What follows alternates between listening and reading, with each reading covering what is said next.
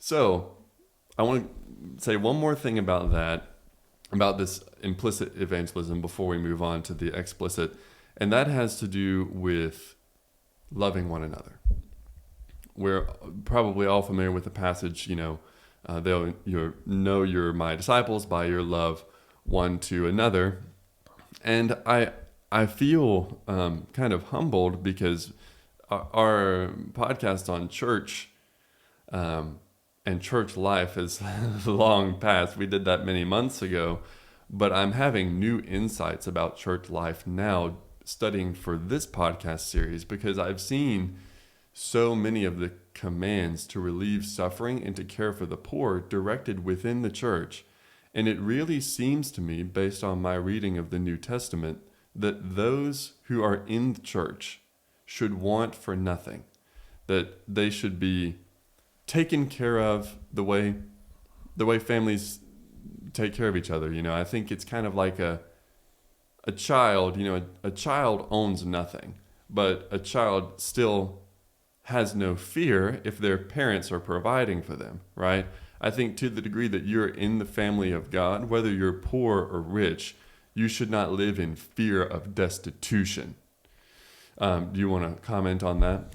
Well, how we treat one another, both with our material blessings and just with our words and, our other actions speaks volumes to the outside world. And if the church doesn't have unity, if we're constantly fighting and bickering and that's all the world sees, why would anybody ever want to join up with that? Why would somebody want to be a part of that?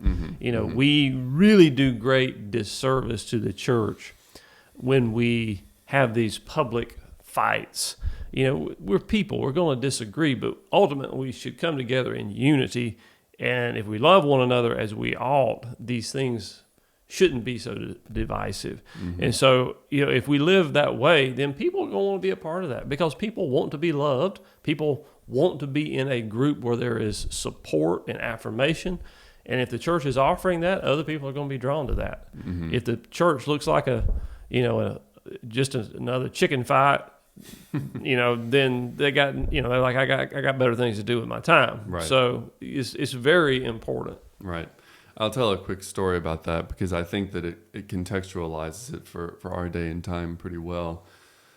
My sister's church has a meal train ministry. And for those who don't know what that is, basically when someone gets sick or there's a death or a mom just has a baby, in any circumstance in which someone is not in a good position to provide their own food, the church will get organized and provide meals for that person for some period of time.